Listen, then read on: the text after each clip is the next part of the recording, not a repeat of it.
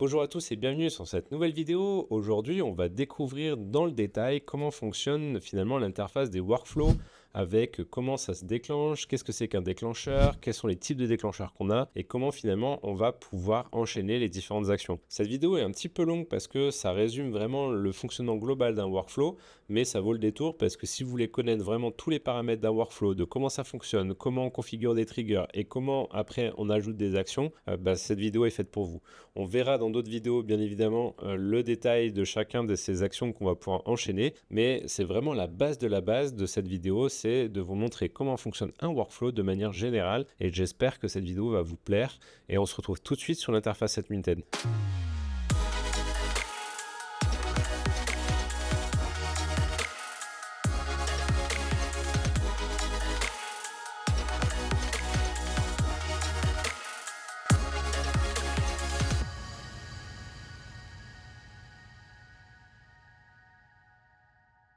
Donc on se retrouve tout de suite sur l'interface des workflows N8N. Donc pour y accéder, c'est simple, hein. Une fois que vous êtes sur la page Overview, vous pouvez soit créer from scratch si vous n'avez pas encore de workflow, ou alors vous avez le petit bouton ici qui permet de créer des workflows. Et donc vous tombez sur cette interface un peu obscure qui peut paraître un peu compliquée de prime abord. Qu'est-ce qu'on voit sur cette interface? La première des choses, c'est qu'on voit à qui elle appartient. Si vous êtes dans une version cloud entreprise ou directement sur le cloud, vous allez pouvoir sélectionner et voir l'ensemble des workflows qui peuvent être partagés entre les collaborateurs.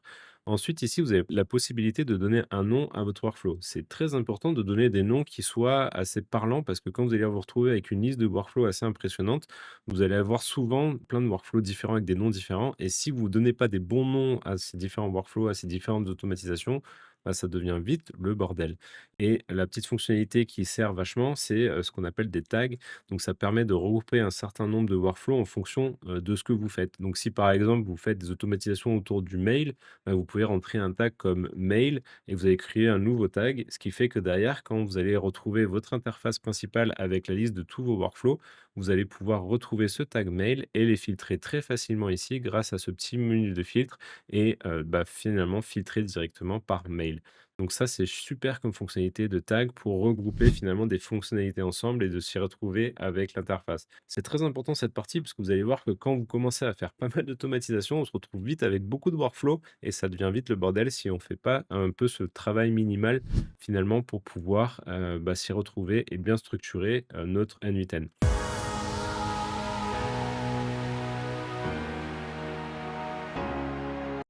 Ensuite, sur la partie droite, vous allez avoir tout ce qui est attrait au workflow et aux settings de vos workflows. La première des choses, c'est ce petit bouton inactive qui là est grisé parce que je ne peux pas l'activer parce que j'ai pas mis d'action, mais qui va vous permettre de dire si finalement ce workflow, vous souhaitez l'activer et que l'automatisation va se jouer automatiquement ou non. Donc c'est vraiment un bouton important parce que c'est ce qui va vous permettre de faire en sorte que votre automatisation s'active et qu'elle se joue. Donc, si, vous créez vos workflows avec tous vos actions et qu'à la fin, vous ne mettez pas ce petit inactive à active, mais en fait, il y a rien qui va se lancer, donc ce serait un peu bête et donc là, le petit, tic là devient vert pour dire: «Bah, c'est bon, c'est, bien, actif». Ensuite, vous avez le bouton chat qui va vous permettre, de partager directement ce workflow, à travers, par exemple, d'autres collaborateurs, des amis ou autres. Ça, c'est des fonctionnalités qui sont réservées, à des plans payants que moi je n'ai pas du coup avec la version open source et ensuite ici, vous avez, le, statut de sauvegarde de vos workflows parce que par défaut, quand vous travaillez sur les différents workflows, c'est pas comme on a l'habitude, avec tous les Google Docs ou Word ou autres où ça sauvegarde automatiquement votre travail. Non, là, tant que vous cliquez pas sur le bouton sauvegarder, ça ne sauvegarde rien. Ce qui est pratique parce que si vous faites plein d'actions, que vous modifiez, que vous essayez de faire des choses et puis que finalement vous vous rendez compte que c'est pas ce que vous voulez, vous pouvez très bien recharger ou quitter la page et automatiquement, comme ça n'a pas sauvegardé, vous allez retrouver l'ancienne version de vos workflows. Donc du coup, c'est très pratique de ne pas avoir quelque chose qui sauvegarde automatiquement. Donc, mais par contre, l'inconvénient, c'est que si on oublie de sauvegarder et qu'on part sans sauvegarder, on perd tout notre travail. Donc ça, c'est un petit peu bête.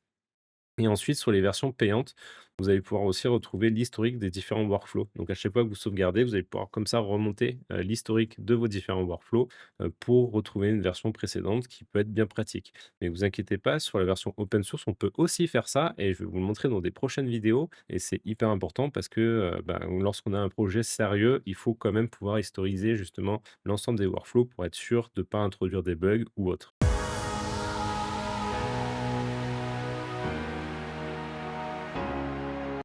Et ensuite, vous avez le petit bouton menu ici qui va vous permettre donc d'avoir des paramètres différents de vos workflows. Le premier, c'est la possibilité de dupliquer votre workflow. Donc, si par exemple, vous avez un workflow avec plein d'actions, vous souhaitez faire presque la même chose, mais pas tout à fait en modifiant certaines actions, vous avez toujours la possibilité de le dupliquer, ce qui fait que ça va exactement être la même chose, le même type de workflow à un instant T. Et puis, en fait, vous allez pouvoir faire vos modifications sur un workflow séparé de manière à faire ce que vous avez besoin de faire. Donc, ça, c'est très pratique et très puissant. Ensuite, vous allez pouvoir télécharger votre workflow. En fait, il faut savoir que, tous les workflows que vous allez définir ici sont en fait des, fichiers JSON. Donc des fichiers JSON, c'est des fichiers qui sont très spécifiques lorsqu'on est développeur. Tout le monde connaît bien, le JSON. C'est un format de fichier avec une structure, très, stricte, très précise, qui va vous permettre en fait d'enregistrer tous les paramètres de vos workflows, des actions, des credentials que vous avez mis et cetera. Et donc ça, c'est vachement bien parce que quand vous téléchargez ce fichier .json, en fait, c'est simplement votre workflow qui est sauvegardé sur votre machine. Donc c'est très pratique et c'est très puissant et c'est une des forces pour moi, selon moi, de N8N, c'est cette faculté de pouvoir télécharger, copier, coller, dupliquer. Vous allez voir, c'est vraiment extraordinaire. Donc ce bouton de download va vous permettre simplement de télécharger finalement votre workflow dans l'instant T dans lequel il est et de pouvoir l'utiliser de différentes manières et on verra bien évidemment dans d'autres vidéos. Vous avez la possibilité de renommer le workflow, donc ça c'est basique. Ensuite, vous allez pouvoir importer depuis une URL à un workflow. Donc c'est-à-dire que pareil, de la même façon que vous pouvez télécharger, donc ça va vous faire télécharger un fichier JSON, vous avez la possibilité aussi de pointer vers un autre fichier JSON qui est sur Internet quelque part et finalement de venir importer directement ce workflow dans le workflow actuel. Donc ça, c'est très pratique et très puissant. Et donc là, vous pouvez faire exactement la même chose, sauf que là, c'est pas sur une URL, mais directement sur un fichier où là, vous allez pouvoir chercher un fichier sur votre machine, qui est souvent des fichiers JSON, qui va vous permettre d'importer directement une suite d'actions dans votre workflow actuel et donc de pouvoir commencer à travailler dessus. Donc ça, vous allez voir, c'est ultra puissant, c'est très pratique. Ensuite, vous avez l'option Push to Git qui est vachement pratique parce que ça va vous permettre de pusher donc un workflow sur un repository Git. Donc Git, pour ceux qui ne connaissent pas, c'est un logiciel que beaucoup de développeurs utilisent qui permet justement de versionner, donc c'est-à-dire de créer différentes versions d'un programme. Donc là, en l'occurrence, d'un workflow, ce qui va vous permettre d'enregistrer finalement cet historique. Là, quand vous avez la version cloud de la version payante de la version open source, ici, vous avez la possibilité d'avoir un historique. En gros, avec Git, vous pouvez faire exactement la même fonctionnalité, sauf que là, il faut avoir une licence pour pouvoir pousser directement sur Git. Mais vous inquiétez pas, sur la version open source, on peut aussi le faire et c'est vraiment mon workflow que j'utilise tous les jours quand j'utilise N8N et que je vous présenterai dans une autre vidéo, comment finalement je versionne mes différentes versions de workflow et qui me permettent de pousser tout ça sur Git. Et donc, on verra ça dans une prochaine vidéo.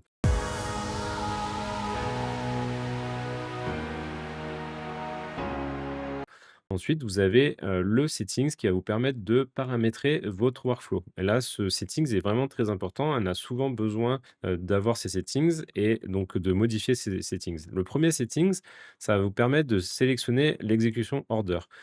Historiquement, on avait, une façon de gérer, l'exécution qui était, en fait, on prend une action et puis, en fait, vous allez voir, ça va faire des espèces de fils qui vont se suivre pour exécuter les autres actions. Donc historiquement, ça suivait simplement, finalement, ce lien qu'on mettait entre les différentes actions et ça les exécutait dans l'ordre. Et en fait, sur une version, je ne sais plus exactement laquelle, ils ont changé ce mode de fonctionnement, pour l'exécution order, qui est vachement plus pratique et beaucoup plus puissante, qui permet en fait simplement de dire on prend toujours le nœud, le prochain nœud qui est le plus en haut à gauche de l'interface. Donc ça permet, vous allez voir, quelque chose de très pratique qui va vous permettre de dire ok, je sais exactement quel est le prochain nœud qui va être exécuté. C'est mon action. Ensuite, il regarde la position des prochains et il va prendre celui qui est toujours le plus en haut pour pouvoir faire la suite des exécutions. Et vous allez voir, c'est très pratique dans certains cas. Ensuite, ici, ça va vous permettre de créer simplement un workflow, pour tout ce qui est sur les erreurs. C'est-à-dire que, par exemple, à chaque fois que vous allez exécuter un workflow, une action, donc une automatisation, parfois elle peut planter pour X ou Y raison. En fait, ici, avec ce paramètre, vous allez pouvoir dire: en fait, je veux exécuter un autre workflow qui va gérer cette erreur-là, qui va recevoir cette erreur et je vais pouvoir faire des actions comme m'envoyer un email pour me prévenir ou des choses comme ça. Donc ça, c'est vraiment pratique, pour gérer ça. Ensuite, vous avez la possibilité de gérer les time zones sur le workflow en tant que tel. Là, il est configuré sur American New York parce que mon serveur est configuré ainsi. Mais si vous avez un serveur qui est sur Europe Paris, tout le monde sera sur Europe Paris. Sauf que là, ça vous permet aussi de gérer des time zones sur des workflows particuliers. Parce que vous savez que c'est un workflow qui va fonctionner que pour les États-Unis alors que vous êtes à Paris. Bah, vous pouvez justement sélectionner un autre time zone et on sait que l'exécution va se mettre sur le time zone de ce que vous avez sélectionné au niveau du workflow. Donc ça, c'est très pratique. Et ensuite, d'autres paramètres qui sont pratiques, c'est sur les exécutions où en fait, comme je vous l'ai présenté sur la vidéo précédente, vous allez pouvoir retrouver l'ensemble des exécutions qui ont été effectuées, de vos automatisations et là, vous allez pouvoir décider à quel moment n8n doit sauvegarder cette exécution et que vous allez le retrouver dans la liste des exécutions faites. Donc par exemple, dès que l'exécution du workflow actuel, est en erreur, bah, vous allez pouvoir décider si vous voulez sauvegarder le fait que ça soit en erreur et que ça sauvegarde dans la liste des exécutions ou non, si vous souhaitez ne pas le sauvegarder et à ce moment-là, dès qu'il est en erreur, bah, en fait, vous ne le saurez jamais et tant pis pour vous. Sinon, vous avez aussi la possibilité quand c'est un succès. C'est-à-dire que, ben, là, pareil, parfois, ça arrive d'avoir des workflows qui vont juste se déclencher toutes les minutes pour déclencher d'autres workflows.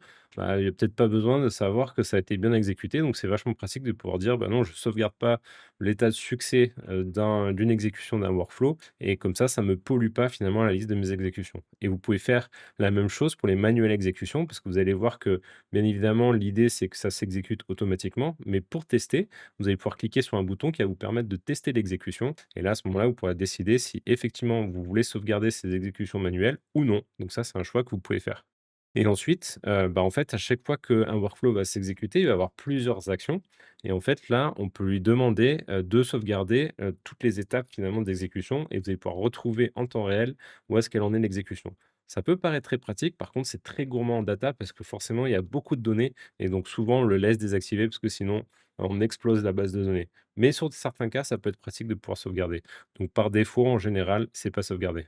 Ensuite, le timeout workflow va vous permettre de déterminer un temps, donc en heures, en minutes ou voire en secondes, où en fait le workflow, quoi qu'il arrive, il doit se terminer. Parce que des fois, vous avez des process qui sont très longs, vous n'avez pas envie que ça dure des minutes ou des heures, et ben vous allez pouvoir décider que, bah, à un moment donné, ce workflow doit juste s'arrêter quoi qu'il arrive. Et donc ça, c'est ce fonctionnement qui va vous permettre de le déterminer. Et ensuite, le estimated saved, time saved, ça va vous permettre de vous déterminer pour chaque exécution de savoir, quel temps vous estimez que vous, ne passez pas à faire la tâche. Par exemple, si c'est, pour envoyer un email spécifique à quelqu'un, bah, à chaque fois, admettons que ça vous prend, 5 minutes par jour de le faire, bah, ici, vous allez pouvoir dire: «Ben, là, en fait, ça va me faire économiser 5 minutes à chaque fois que cette exécution va, s'exécuter» et en fait, l'idée, c'est que derrière, vous avez dans l'interface principale le temps total qui a été sauvegardé grâce à ces exécutions. Donc ça, c'est vachement pratique pour avoir un petit indicateur de savoir quel est le temps que vous fait gagner chaque automatisation. Donc voilà, vous n'êtes pas obligé de le remplir, mais c'est toujours sympa de le remplir. Donc voilà pour ce qui est du menu d'en haut et ensuite on a la partie en bas à droite ici qui va nous permettre non seulement ici de pouvoir faire un zoom to fill, ça veut dire que ça va nous permettre de zoomer notre workflow de manière générale et que ça rentre intégralement dans l'écran. Donc c'est vachement pratique si vous avez plein d'actions et que vous voulez voir en gros bah, en fait que représente ce schéma. Vous pouvez directement zoomer grâce à ce bouton ici. Donc là, si je clique ici, vous voyez que ça peut zoomer. Et ensuite, ici, c'est un petit bouton pratique qui est que quand vous avez plein d'actions, vous verrez, c'est plein de nœuds que vous connectez les uns derrière les autres. Mais en fait, c'est vite le bordel. Et ben là, en fait, ça vous permet simplement de cleaner et qu'en fait, il va aligner toutes les actions ensemble pour que ça soit joli et que le graphe soit sympa à lire. Et donc ça, c'est vraiment très pratique comme fonctionnalité. Ensuite, une fois que vous êtes sur, votre workflow et que vous êtes sur votre map, ce qu'on appelle ça la map ici, où vous allez avoir la liste de toutes les actions que vous allez pouvoir lancer. Vous pouvez avec vos souris vous déplacer simplement, sur cette map et vous pouvez, si vous avez un trackpad, ben, simplement, zoomer et dézoomer comme vous le ferez sur un iPhone. Donc ça, c'est très pratique et vachement efficace.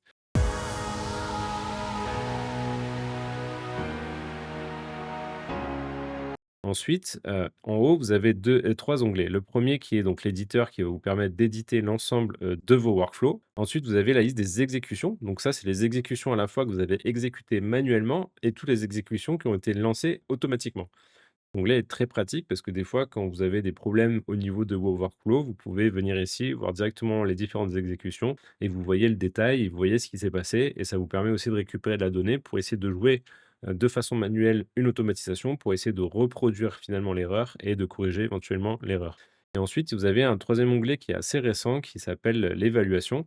Et en fait, c'est quand vous utilisez de l'IA, vous allez pouvoir aussi noter les résultats en fonction des modèles utilisés et dans le temps. C'est-à-dire que quand vous allez utiliser de l'IA, vous allez choisir quel modèle vous allez utiliser. Donc, par exemple, celui de OpenAI avec GPT-5 ou celui de Gemini avec Gemini 2.5, etc. Donc, vous avez plusieurs modèles que vous allez pouvoir tester. Et en fait, quand vous avez un jeu de données qui est clair sur, ce que vous souhaitez avoir comme résultat, final une fois que l'IA a été exécutée, vous allez pouvoir avoir comme ça des calculs de score automatiques et du coup, NVIDIA va pouvoir exécuter pour vous de manière, par exemple, tous les mois, toutes les semaines, peu importe, enfin voilà, c'est vous de décider et vous allez pouvoir évaluer grâce à un score, en fait, la pertinence de l'IA et suivre finalement l'évolution, de la pertinence de ce que peut vous sortir l'IA.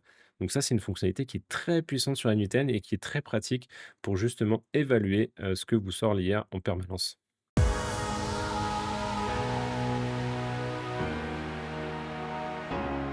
Ensuite, si je reviens, sur la partie éditeur, la première chose que je vais pouvoir faire, c'est d'ajouter un nouveau trigger. Donc ça, c'est vraiment la première étape, sur un workflow, c'est d'ajouter un nouveau trigger. Un trigger, c'est quoi? C'est ce qu'on appelle un déclencheur. En français, c'est déclencheur. C'est ce qui va vous permettre de déclencher, votre workflow. Donc qu'est-ce qui va faire qu'à un moment donné, vous avez une suite d'actions qui va se dérouler? Donc ça, c'est vraiment la première étape qui se déroule ici. Et en fait, là, vous allez retrouver un nombre de triggers différents en fonction de ce dont vous avez besoin.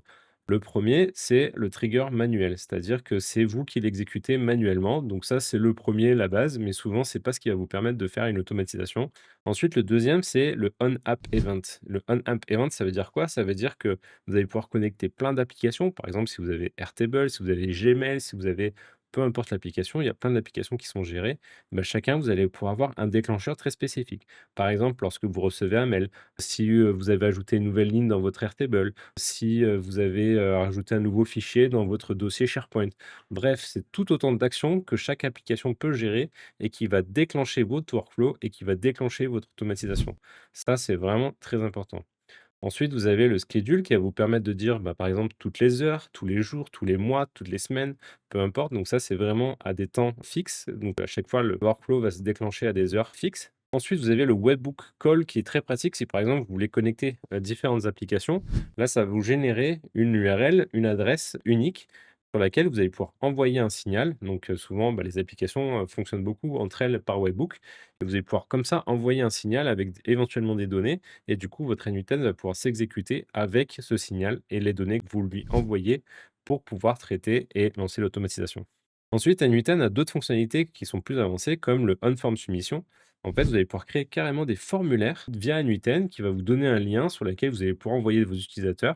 Ils vont pouvoir remplir ce formulaire et une fois qu'ils ont rempli le formulaire, vous allez pouvoir faire plein d'actions. Donc, par exemple, vous envoyez un email automatiquement avec la liste des réponses. Vous allez pouvoir stocker les réponses dans une base de données ou dans une autre application comme Notion ou autre. Bref, vous allez pouvoir faire plein d'actions une fois que l'utilisateur a soumis le formulaire. Alors attention, ça reste très basique en termes de fonctionnalité, c'est-à-dire que c'est pour des formulaires vraiment très simples. Parce que si vous voulez des formulaires plus avancés, il faudra plutôt s'appuyer sur d'autres solutions externes, parce que c'est pas la première chose que N8N souhaite développer, mais en tout cas, ça a le mérite d'exister. Ensuite, vous avez aussi la possibilité d'exécuter ce workflow parce que vous l'exécutez depuis un autre workflow. Et donc ça, c'est très puissant chez Anuten. C'est que par exemple, vous avez un workflow avec plein d'actions et dans une des actions, finalement, vous allez pouvoir exécuter un autre workflow Anuten. Et donc ça, c'est exactement ce déclencheur qui permet de faire ça. Et ça, c'est très pratique. Ensuite, vous avez tout ce qui a trait au niveau des chat messages. Donc, ça va vous permettre de créer directement un chatbot dans N8N qui va vous donner finalement un lien URL unique, ce qui va être simplement un chatbot. Et souvent, c'est lié à des usages autour de l'IA parce que derrière, vous allez pouvoir brancher une IA et vous allez pouvoir vraiment faire un chatbot comme on pourrait trouver sur des services web externes. Et donc, ça, c'est aussi très pratique et vraiment quelque chose qui est très fort chez N8N. Ensuite, vous avez les other way qui sont, des choses un peu plus avancées en termes d'usage.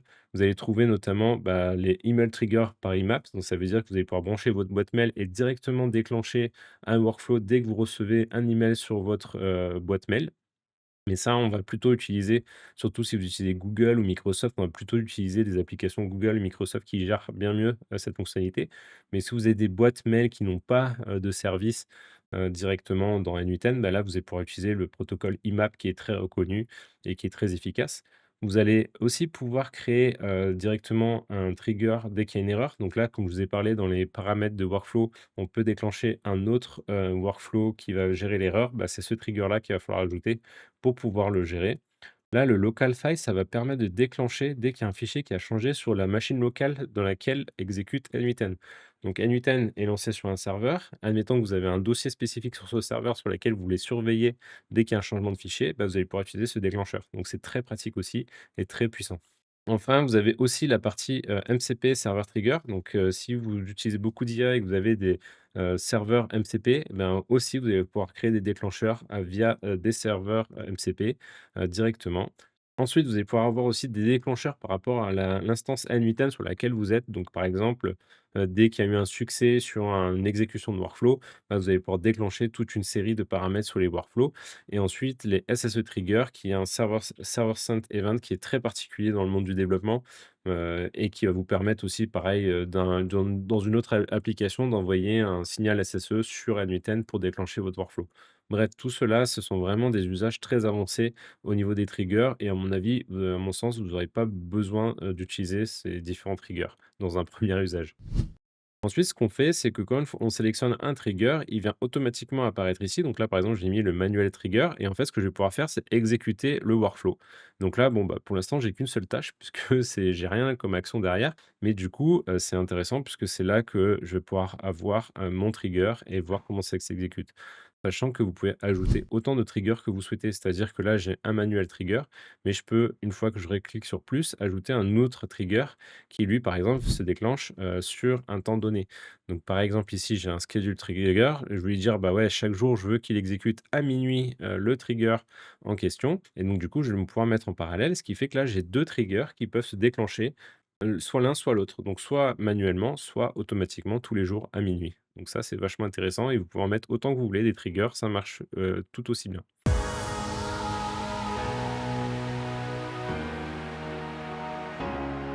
Et ensuite, quand j'ai placé mon trigger, bah, je vais pouvoir placer ce qu'on appelle des nœuds des actions.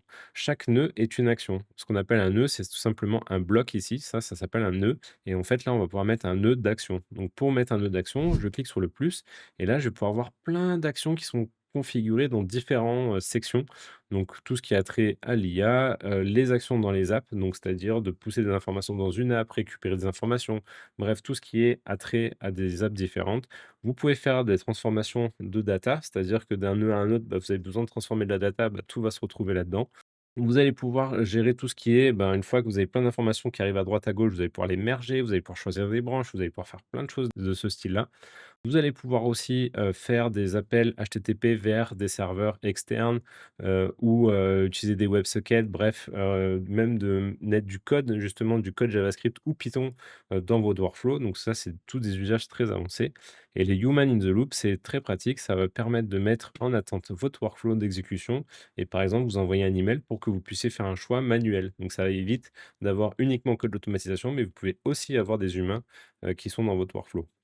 Donc, par exemple, si je prends, peu importe un nœud, donc là, à chaque fois, je vais me retrouver avec l'interface de settings qui va me permettre de paramétrer le nœud et de savoir exactement, tous les paramètres que je vais mettre sur ce nœud.